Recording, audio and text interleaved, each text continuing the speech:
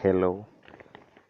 It's such a nice time and a nice hour to thank our Lord Jesus Christ, the Lord of hosts, for such a wonderful guidance and such a wonderful seat that He has had with us.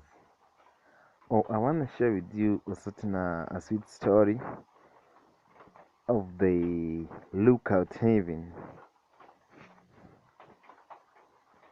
For sure, let me tell you that the evidence we have for God's care and love for us is expressed in the lesson Christ gave us to His disciples upon the things in nature. The eye is not be fastened upon the deformity, upon the curse, but upon the riches of the grace of the Christ that He has provided so abundantly that we may live in this world and act our part in the great web of humanity, and yet not to be of the world. As pilgrims, as strangers looking for the bright thing of God, that joy that is set before us, seeking a city whose builder and maker is God, and by behold the provision made for us, the mansion Jesus has gone to prepare for us. Taking the blessed home, we forgot the announce and the forgetting cares of this life. We seem to breathe in the very atmosphere of the better, even the heavenly country. We are soothed, we are confirmed, we are more than these.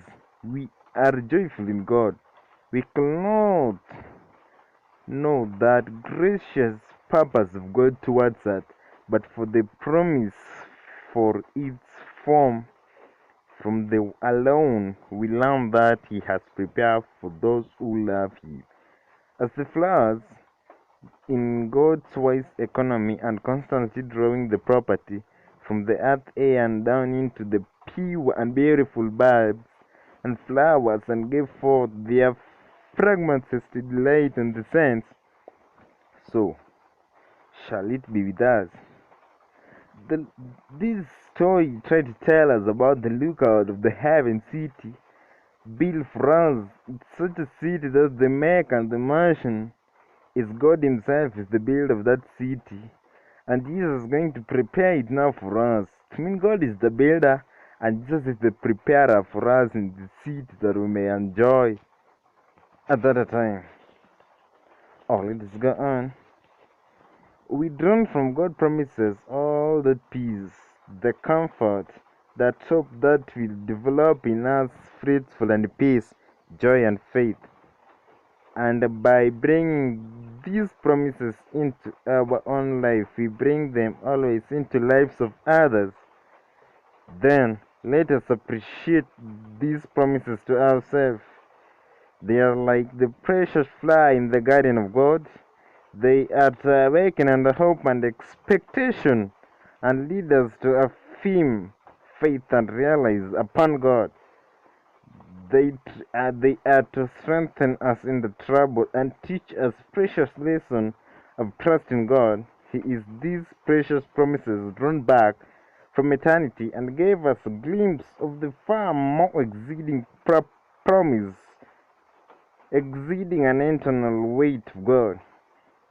Let us then be quiet in God. Let us calm trust in Him and praise Him that He has shown us such a revelation of His will and purpose that we shall not build our hopes in this life but keep the eyes upward to the inheritance of light and see and sense the amazing love of Christ.